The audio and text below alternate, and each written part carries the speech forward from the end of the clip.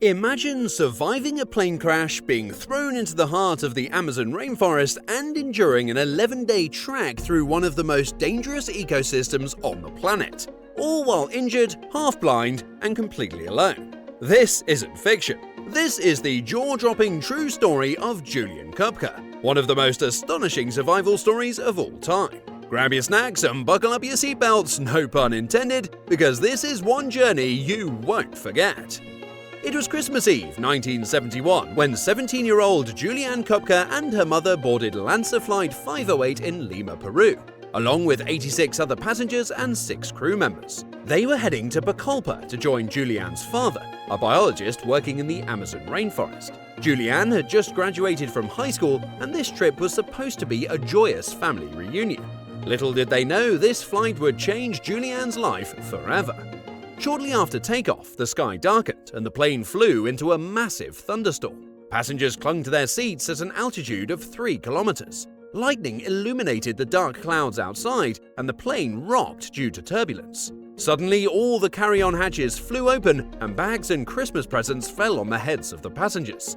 Then, the unthinkable happened. A bolt of lightning struck the plane, causing an explosion. The right wing was torn off and the aircraft began to disintegrate mid-air.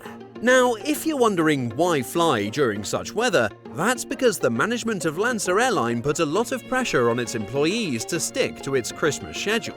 Therefore, the pilots of the plane sort of had no option but to fly in a severe thunderstorm. As they plummeted toward the jungle below, Juliane's mother screamed, but Juliane could only hear the deafening roar of the wind.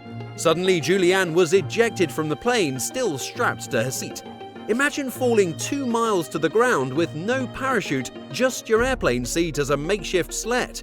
Juliane lost consciousness during the fall, but briefly regained it, realizing the horror show she was in while she was falling.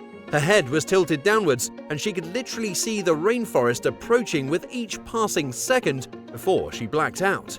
And when she woke up, she was alone in the jungle, still strapped to her seat. And people say seatbelts aren't important. Now, let's pause for a second. Imagine waking up in the middle of the Amazon rainforest with no idea where you are or what happened to your loved ones. You're injured, alone, and surrounded by one of the most dangerous ecosystems on the planet, full of snakes, poisonous spiders, and crocodiles. That's the reality Juliane faced when she regained consciousness. Juliane's injuries were severe. She was soaked and covered in mud. She had a broken collarbone and a deep gash on her leg and arm. Despite the pain and shock, her survival instincts kicked in. She knew she had to find help. It was a miracle that her parents knew the rainforest, as they had set up a research center there where Juliane would spend a lot of her time as a child.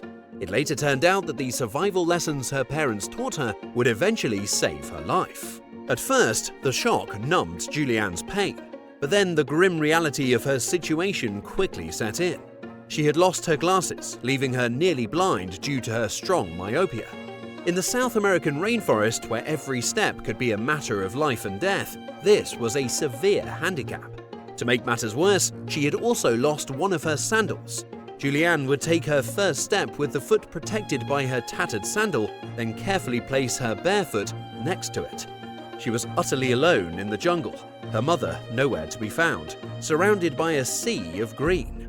Scouring the area for any sign of the wreckage, she stumbled upon a small bag of sweets that had fallen from the plane. It wasn't much, but it was something. Suddenly, she heard the unmistakable sound of a plane circling above the forest. Her heart leapt with hope, but she knew the dense canopy of trees concealed her from the pilot's view. The deafening sound of the plane's engine faded away, leaving her alone once more. It was then that she remembered her father's advice to foreign scientists visiting the rainforest. If you get lost, follow the streams. Sooner or later, they will lead you to human settlements. So, that's exactly what she decided to do. Wearing a short summer dress and a single sandal, she began her journey along the stream bank, with the sound of rushing water becoming her guide as she ventured deeper into the treacherous jungle. For 4 grueling days, Juliane crawled slowly through the dense rainforest. Suddenly, a sound made her blood freeze. Somewhere nearby, a king condor flapped its massive wings. These birds are known for being carrion eaters, simply speaking, dead flesh, only gathering when there's a feast to be had. Juliane shuddered, fearing the worst. But then what she was to see next was utterly shocking. Squinting through her myopia, she caught sight of the remains of airplane seats on the other side of a small headland. As she approached, the true horror of the accident became clear. The airplane seats had plummeted from a height of 3 kilometers, embedding themselves in the forest floor. Dead bodies were partially buried in the ground, with only stiff, lifeless legs protruding.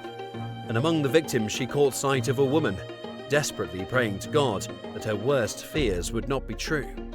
Forcing herself to look, Juliane examined the woman's legs and breathed a sigh of relief when she saw the nail polish on her toes, something her mother never wore.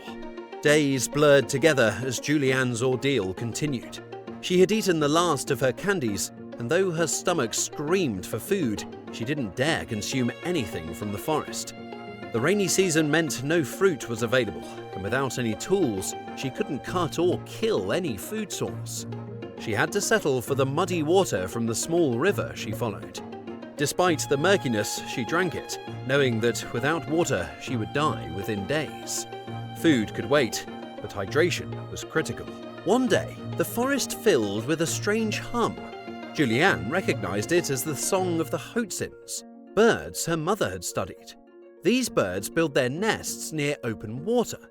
Hope surged through Juliane as she realized that from the shore of a large body of water, a plane might be able to spot her. Guided by the sound, she made her way toward it and soon found herself standing on the bank of a river, her lifeline to survival. Juliane knew that moving along the river would be faster, but the rainforest wasn't about speed. It was about survival.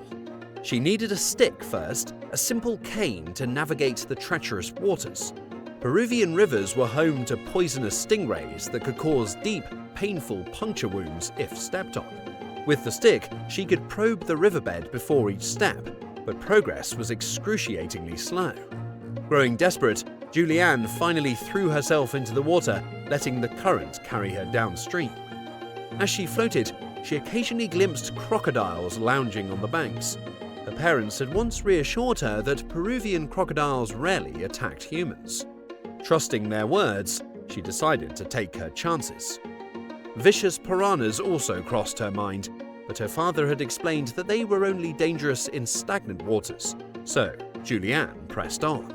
Days turned into weeks, and Juliane's body was breaking down. She hadn't eaten in days and was tormented by insomnia. Every evening she found a spot by the river to rest her back against the bank. Sleep was rare and fleeting. The biting insects and the freezing rainstorms of the rainy season made sure of that. Her condition worsened when she noticed the wound on her arm had become infected. With no way to treat it, she hoped desperately for a swift return to civilization before it was too late. Periodically, Juliane saw a dwarf deer near the river.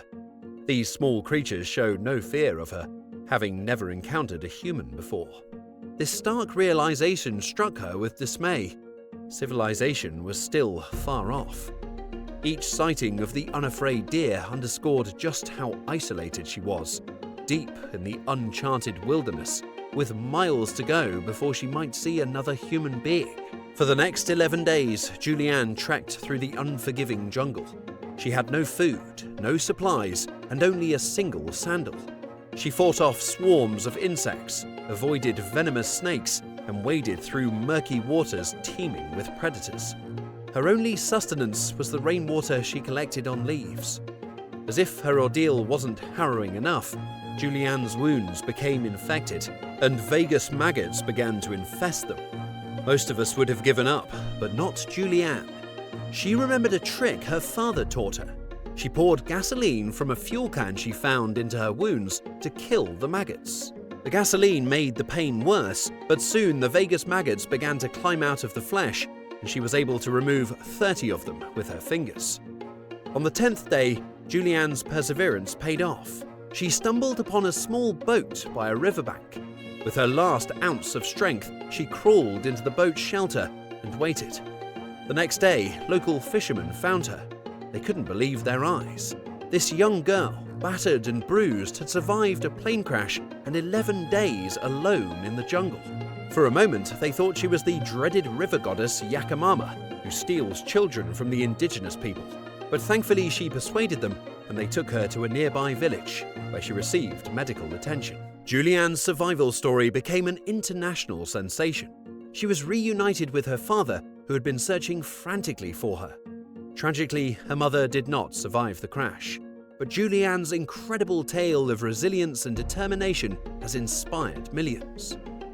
Juliane Koepcke's story is a testament to the human spirit's strength and the will to survive against all odds. It's a reminder that even in our darkest moments, hope and perseverance can lead us to safety. If you enjoyed this story, don't forget to hit the like button and subscribe for more incredible tales. And let me know in the comments what other stories you'd like to hear. Thanks for watching, and until next time, stay safe.